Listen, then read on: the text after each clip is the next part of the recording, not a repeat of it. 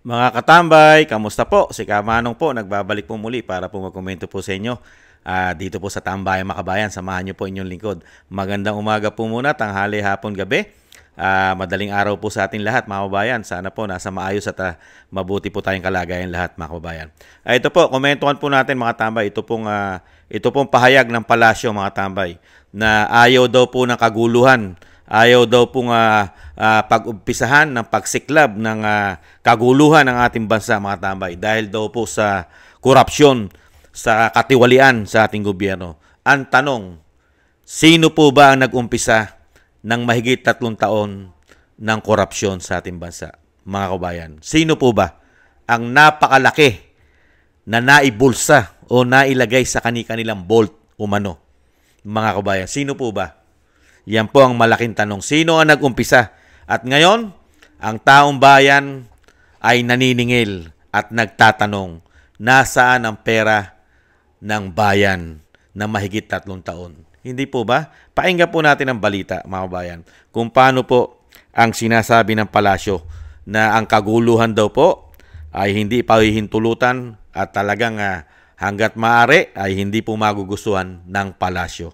Ang tanong, di ba? Nagustuhan po ba ng taong bayan ang 3 taong korupsyon? Hindi po ba? Ito po, pakinggan na po natin.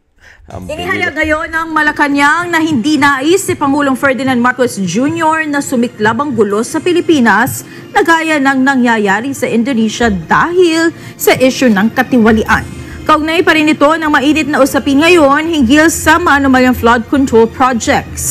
Ayon kay Palace Press Officer Undersecretary Claire Castro, ayaw ng Pangulo na magkaroon ng kaguluhan, sa halip ay nais lamang nito na maliwanagan ng taong bayan sa issue.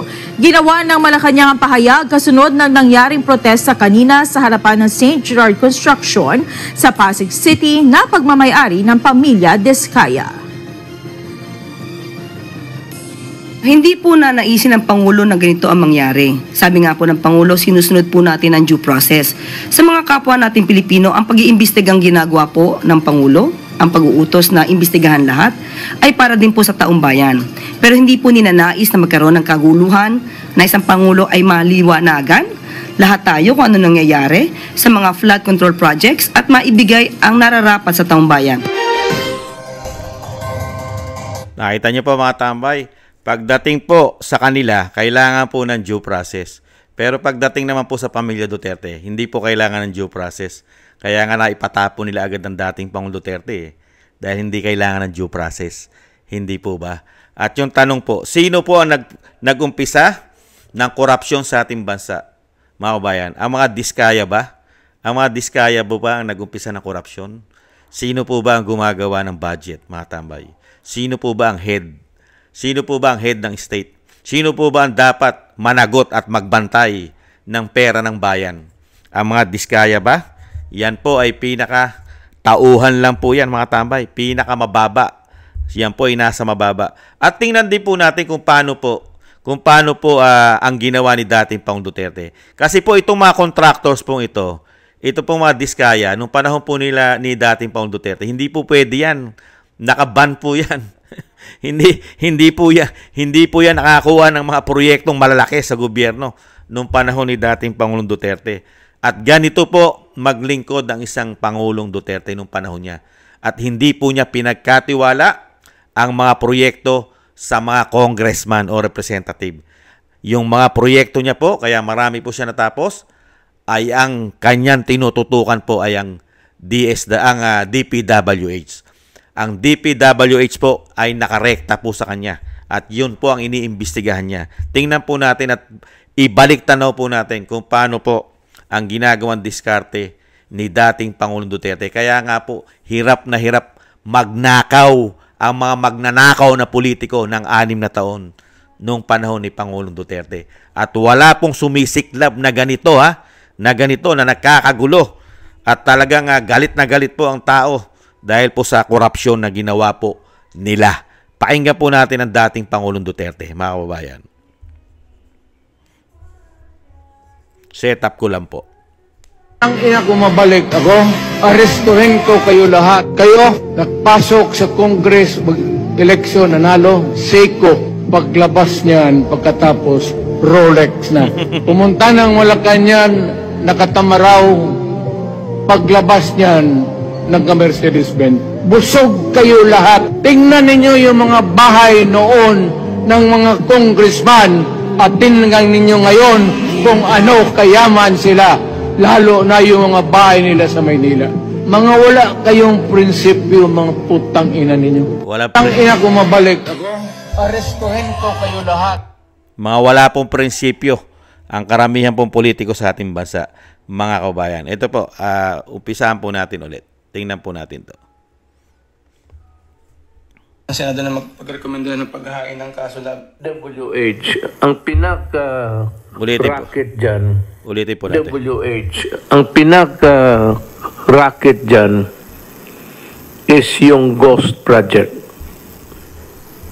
So walang delivery Ghost Project. Marami yan.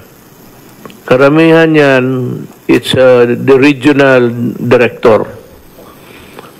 Ipapalabas nila na may project ito, but wala. So the best way is to conduct an audit of those projects to determine if they are ghost projects or not. And I think they are plenty. And I dare say that ang pinakamarami siguro matanggal would be from DPWH. I really intend to clean government. At least kung hindi ko kaya, minus-minusan ang kurakot sa gobyerno.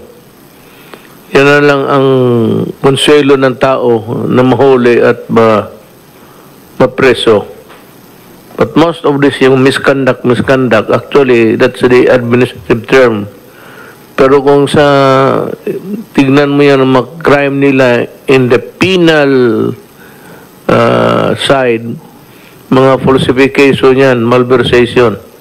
But dito sa limited kasi ang ground, pero just the same.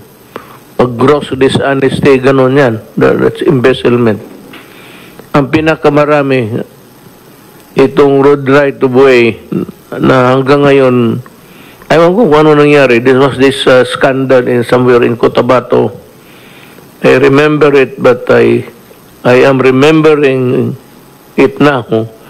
Tignan ko kung tanungin ko ang DPWH kung ano ang nangyari doon. Or I will have it re-investigated.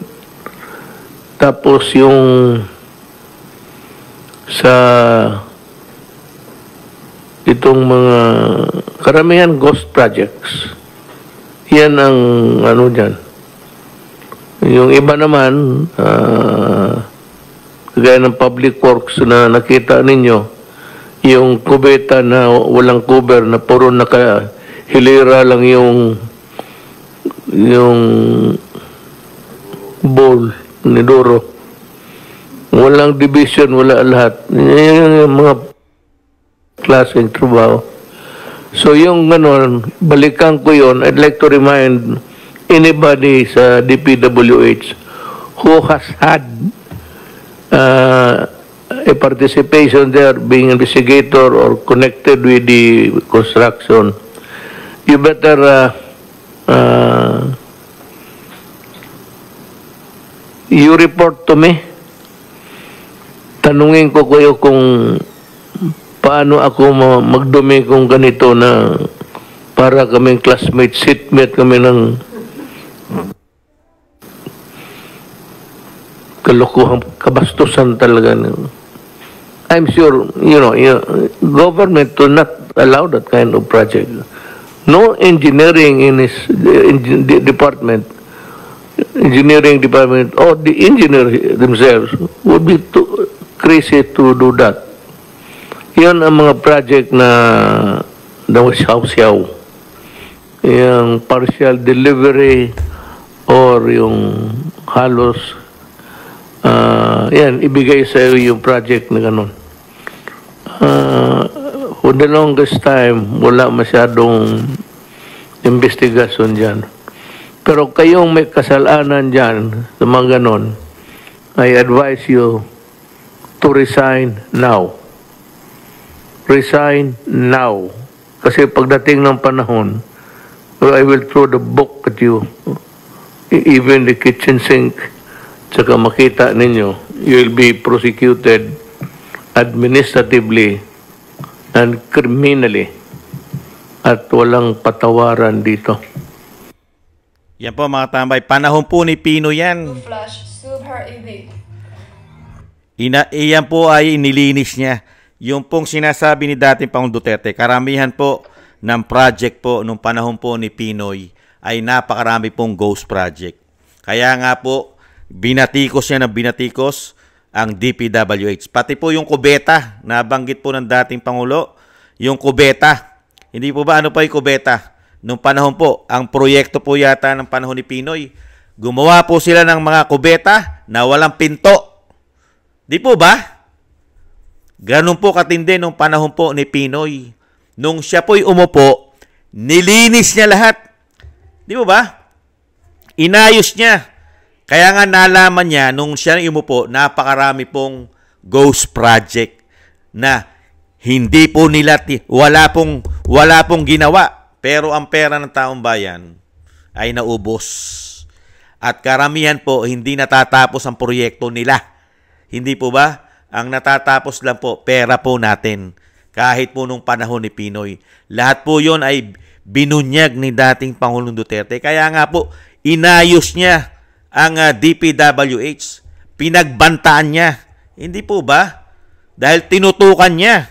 At ang ginawa ni dating Pangulong Duterte, hindi niya pinahawakan halos sa mga congressman sa mga distrito nila. Binantayan ng pamahalaan ni dating Pangulong Duterte ang mga proyekto. Kaya nga po napakarami niyang natapos na build. Hindi po ba? Ngayon, nagkaroon po ba ng kaguluhan sa panahon po ni dating Pangulong Duterte na ganyan?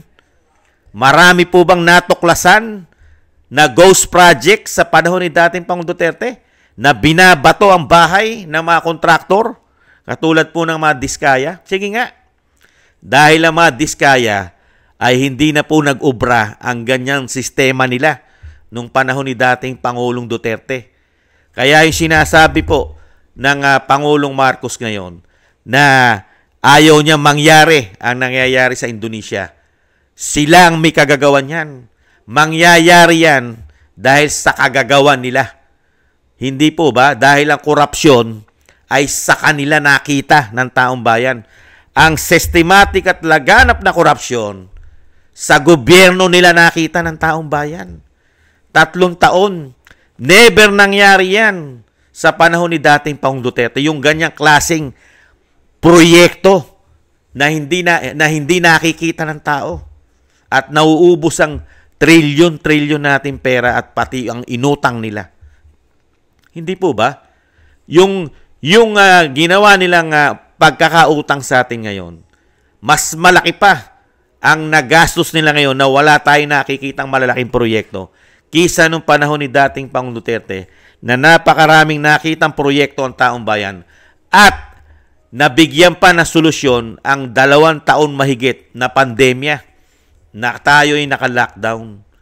Di po ba? Yan ang pinakamalaki nating ginugulan ng gastos, ang pandemya. Hindi po ba? Samantala ngayon, wala tayong pandemya, naubos ang pera ng taong bayan, nakautang pa, at ang natuklasan po natin, flood control pa lang, naubos na ang pera. Grabe na po, napakaraming ghost project. Samantalang nung panahon ni dating Pangulong Duterte, mga kabayan, inayos niya yan. Hindi po ba? At alam ni dating Pangulong Duterte, hindi lang ang flood control ang ninanakawan nila. Hindi po ba? Pati po ang gawain, pati karsada, mga tulay. Halos lahat pinagkakakitaan nila. Alam ni dating Pangulong Duterte. Kaya nga tinutukan niya lahat para itong DPWH at pati ang mga district engineer, lahat sila, mga kabayan, ay tinutukan at binantayan niya. Para yung tinatrabaho nila, yung ginagawa nila nung panahon ni dating Pangulong Aquino ay hindi na magawa at hindi na pwedeng gawin sa panahon ni Duterte. Di po ba? Ganon ganong katindi at ka-stricto ang dating Pangulong Duterte pagdating sa proyekto. Hands-on, tinututukan niya. Kaya ang ating bansa hindi nakakagulo. Walang nagsisiklab na gulo. At walang ganyang klase na gulo na galit ang taong bayan sa korupsyon. Hindi po ba? Kaya nga po mga kabayan, ang korupsyon po ay nagmula sa kanila. Sa kanila po. Nakita naman po natin. Yung pinsan, mahigit 200 million. Pagdating ng 2025 sa SALN niya, ay mahigit 3 billion na ang pera niya. Hindi po ba dapat silipin niya? Bakit biglang lobo? Mahigit 200 million, 2022. Pagdating ng 2025, mahigit 3 billion na ang pera mo. Hindi po ba? At ganun din po ang mga party list. Katulad po ng Ako Bicol party list. Nilalagyan nila ng napakaraming bilyones. Di po ba? Kisaldi ko. At yung paggawa nila ng budget, lalong-lalo na pagka nasa bicameral conference committee report na. Hindi po ba mga kabayan? Sino po ang sisisihin at kailangan managot dito sa laganap at systematic na korupsyon sa ating bansa? Ang mga diskaya po ba? Ang mga diskaya po ba ang dapat managot at sisihin? Mga kabayan, sige nga. Sino po ang dapat sisihin? At sino po ang malaking kinurap sa ating bansa? Ang mga contractors po ba mga kabayan? Ang napakaraming kinurakot sa ating bansa? Hindi po ba ang mga politiko ang siyang napakaraming ninakaw sa ating bansa? Kasi mismo ang dating Pangulong Duterte, sinabi niya, yang mga politiko na yan, pagka yan ay pumasok at sila'y kurap, payaman ng payaman, kahit nga sa relo, nag-upgraded sila. Yung Rolex nagiging, yung Seiko nagiging Rolex. At yung lumang sasakyan ay nagiging brand new. At yung bahay, isa lang, dumadami. Pagka ikaw ay korap na politiko. Hindi po ba? Kaya nga po yung sinasabi nga po ni Mayor Magalong, ang dapat pong pagbabatuhin at imbestigahan yung mga bahay ng politiko dahil naandyan daw po ang pera ng Pilipino. Lalo-lalo daw po yung mga magnanakaw na politiko. Punong-puno raw po ng pera ng Pilipino, taxpayer, ang mga bahay niyan. Lalo-lalo daw po yung mga Bolt. Kaya ngayon, natatakot ang Malacanang na magkagulo at sumiklab ang gulo katulad nung nasa Indonesia, yung nangyari sa Indonesia, na talagang yung korupsyon doon ay hindi na po nila pinag-ubra. Dahil nga po, grabe rin po ang korupsyon ng mga politiko sa Indonesia na nangyayari po ngayon mga kabayan sa ating bansa. Grabe po ang korupsyon sa ating bansa sa pamamahala po nila ngayon. Kaya lang po, gamit po ang mainstream media umano para po mapagtakpan mga kabayan ang kanilang korupsyon umano at gamit din po ang PCO. Ang PCO po ay gamit na gamit po para pagtakpan ang korupsyon nila at dalin lang po ang korupsyon ngayon na napakalaki. Trilyon po ang nawawalang pera na hindi maipaliwanag sa ating bansa, mga kababayan. At ibinibintang lang nila at halos idinidiin lang nila sa mga contractors at sa DPWH. Wala pong politiko na pinapangalanan pa hanggang ngayon, mga kababayan. Ganyan po kagaling ang dating Pangulong Duterte. Yung mga politiko, hindi niya pinagkatiwalaan halos sa proyekto. Kung pagkatiwalaan man niya, binabantayan niya ang trabaho nito. Hindi po ba?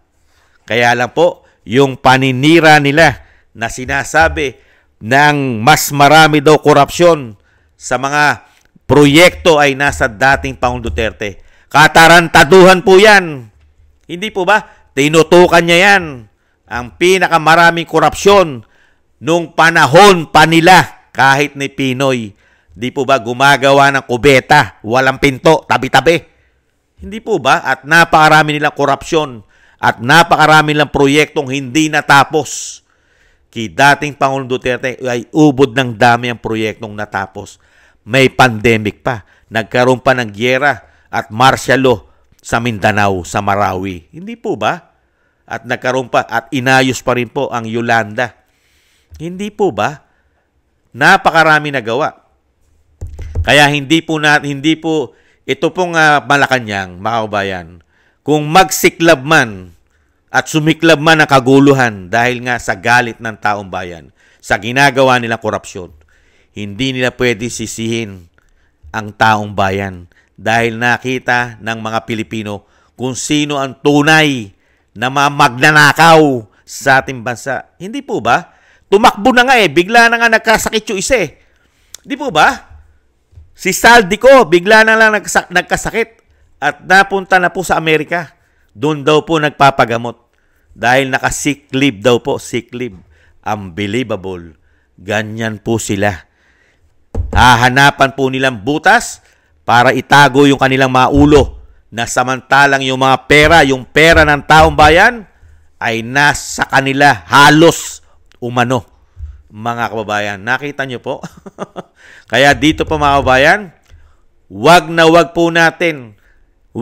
po tayong maniwala basta-basta sa kanila umano. Mas paniwalaan natin yung nakikita natin na trabaho nila. Ano ang trabaho nila na ginawa ng 3 taon, mga kababayan? At saan napunta ang pinondo natin na binigay sa kanila ang ating buwis? Ano ang mga programa, mga kababayan? Huwag po tayong maniwala ang dapat natin sisihin sa sinasabi nila ay ito lang mga contractors. Ito lang mga district engineer. Yang pong DPWH. No. Hindi po mangyayari yan kung wala pong sangkot na mga politiko, mga kababayan. Ang mga politiko po ang dapat pong unang imbestigahan dyan dahil po yan, mga bata-bata lang po nila yan. Yan po yung pinaka nasa baba. Pero yung pinakaulo, yun po ang dapat imbestigahan. Yung pinakaulo. Kaya mga kababayan, hindi po masisisi. Hindi po nila magugustuhan ang galit ng mga Pilipino kasi nangyari na po sa Indonesia yan. Ngayon natatakot sila na baka mangyari din po sa ating bansa ang nangyayari po sa Indonesia. Bakit sila nag-aalala? Bakit po sila natatakot? Bakit? Dahil yung ginawa sa Indonesia ay ginawa rin nila? Nalaganap at systematic na korupsyon? Hindi kaya yung ginawa ng mga politiko sa Indonesia ay ginagawa rin nila nitong mga demonyong mga korap umano na politiko sa ating bansa? Dahil grabe rin po ang natuklasan ng taong bayan sa loob ng 3 taon. Hindi po ba, mga kababayan? Kaya, hintayin na lang po natin, mga kababayan. Hintayin na lang po natin. At inaasahan naman po natin na ang majority ng Pilipino ay hindi po maniniwala sa mga release statement lang nila. Ang paniwalaan natin, yung isang damukal na inutang nila na hindi po napakinabangan ng mga Pilipino. Dahil mismo sila sinasabi nila ang laki ng nawalang pera sa atin, mga kababayan. Ayaw lang nilang aminin na halos ito'y napunta sa kanila umano, mga kababayan. Kaya sana managot silang lahat, mga kababayan. Lahat ng involved sa 3 taon mahigit na korupsyong ginawa nila, systematic, ay sana po mayroon naman pong managot. Huwag lang po itong matabunan at makalimutan po sa mga darating na panahon. Sana po ipagpatuloy ang investigasyon. Hanggat maaari nga po sana, mas gusto nga po natin ang gobyerno natin maiayos. Hindi po ba? Kasi pagka magpapatuloy na sila maglilingkod sa ating bansa, sa tingin nyo, maayos pa ang ating bansa? Mga kabayan, meron po bang disiplina may kaya po ba disiplinahin kung mismo yung nasa puno ay korap? Hindi po ba? At kaya bang matakot ang mga korap at magnanakaw na politiko ngayon sa pamahalaan? Sige nga, ikumpara mo kay dating Pangulong Duterte na takot gumawa ng pagnanakaw ang mga politiko dahil may kamay na bakal at merong yagballs nung panahon ni dating Pangulong Duterte. May yagballs siya. Ngayon, ano po ba ngayon? Puro salita. Puro yaw-yaw. Wala namang gawa. Ano na nangyari, mga kabayan, sa mga investigasyon nila? Meron po ba? Hanggang ngayon, wala pa rin pinapangalan ng mga politiko, mga kababayan. Dahil magkakabukuhan po. Kaya nga po kanya-kanyang tago na po ngayon. Hindi po ba? Yan po, mga kababayan, ang kinatatakutan po. Ang kinatatakutan po ng palasyo, yung kaguluhan po na baka mangyari sa ating bansa ang nangyayari sa Indonesia. Mga kababayan, kayo ang gumawa niyan. Tinrabaho nyo ang pera ng Pilipino umano. Hindi nyo tinrabaho ang pag-unlad ng bansa. Hindi nyo tinrabaho ang pangangailangan ng mga Pilipino. Ang aming kahirapan. Ang aming mga bayarin. Hindi po ba? Ang presyo ng bilihin. Presyo ng kuryente. Sweldo namin. Hindi po ba? At mga gastusin at trabaho namin. Wala. Ang tinrabaho nyo ay ang pera ng taong bayan. Yan po ang katotohanan. Hindi po ba? Thank you po mga kabayan sa nagusto po ng Tambayang Makabayan sa YouTube at TikTok. At ganun din po sa mga subscribers po natin. Maraming salamat po. At ganun din po sa mga patuloy na nagsusubscribe po sa inyong lingkod. Thank you po mga kabayan. Maraming salamat po. At sa mga nagla-like, share and like and comment, syempre po, thank you po. At sa mga nagbibigay po ng tulong sa inyong lingkod, maraming salamat po mga kabayan. Mabuhay po kayo. At syempre po, yung panalangin at dasal po natin na sana po, isama po natin sa ating mga dasal na maingatan po ang ating Vice President at ang buong pamilya Duterte. Ang Vice President po ay mailayo sa mga kasamaan, lalo-lalo po sa kanyang mga paggawa. At ganoon din po ang ating dating Pangulong Duterte, maiingatan po siya at madugtungan pa po ang kanyang buhay at kalakasan at makabalik po sa lalong mabilis sa ating bansa, mga kababayan. At syempre po mga kababayan, tayo rin po mag-ingat po, doble ingat po at syempre po manalangin na tayo po ay maingatan at ang ating buong sambayanan. Ingat po mga tambay. Paalam po muna. Bye-bye.